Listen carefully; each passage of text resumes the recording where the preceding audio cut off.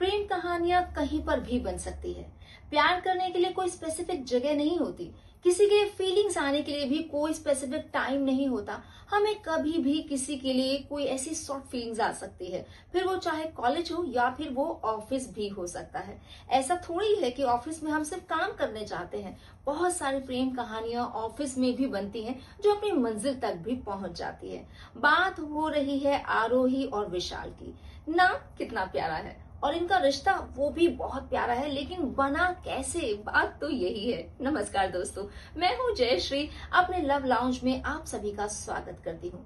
अपने इस चैनल पर मैं हमेशा अल्टीमेट रोमांटिक स्टोरीज आप सबके लिए लेकर आती हूँ। आप चाहें तो अपनी प्यार वाली कहानी, अपनी लव स्टोरी भी मेरे साथ कमेंट बॉक्स में शेयर कर सकते हैं। मुझे अच्छा लगेगा और प्यारी लगी तो अपने चैनल पर मैं उसे शेयर भी करूंगी सबके साथ।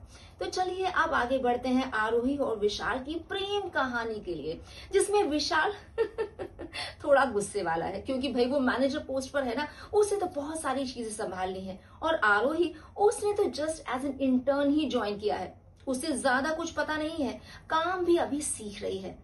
विशाल से उसका सामना अमूमन एक बार ही हुआ और उसका रिएक्शन था, कितना खड़ूस है यार, कैसे काम करूंगी मैं इस इंसान के अंदर।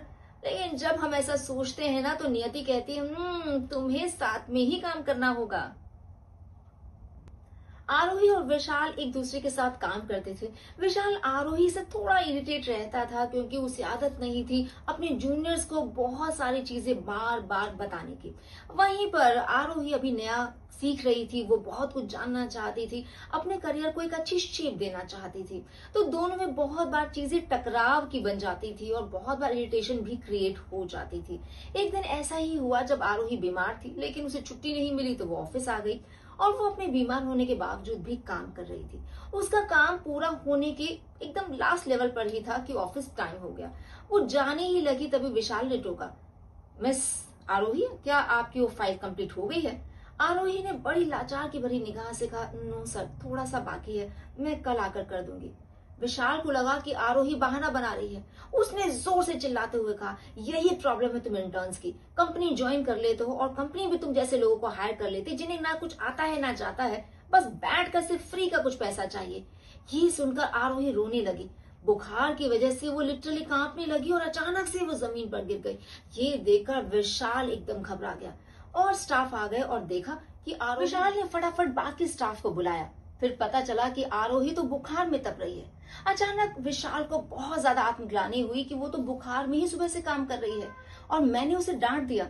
बस समझ जाइए, ये एक ऐसा पॉइंट था जब विशाल के मन में आरोही के लिए सॉफ्ट फीलिंग्स क्रिएट हो गई और बस ऐसे चलते चलते धीरे धीरे दोनों एक दूसरे को पसंद करने लगे।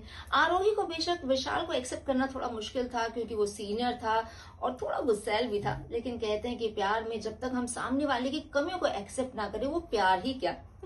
विशाल ने आरोही की काफी मदद की और आज आरोही दूसरी कंपनी में काम कर रही है और वो भी अच्छी पोजीशन पर। प्यार यही होता है दोस्तों, जब हम एक दूसरे को इंकरेज करते हैं, मोटिवेट करते हैं और एक दूसरे को अपने से बेहतर पोजीशन पर देखना चाहते हैं, वही होता है असली प्यार। सिर्फ ये रोज देना, डेट पर ले जाना, ये प्यार का एक हिस्सा हो सकता है, लेकिन सिर्फ यही प्यार है, ये सच नहीं है। आई एम श्योर आपको मेरी आज की कहानी बहुत पसंद आई होगी और शायद आप में से कुछ लोगों ने अपनी प्रेम कहानी को इससे रिलेट भी किया होगा। तो आप कमेंट बॉक्स में मुझे कमेंट करके बता सकते हैं। फिलहाल आपसे लेनी है मुझे विदा, क्योंकि अगली नई कहानी लेकर आना जो है। तब तक के लिए टेक केयर, बाय बाय।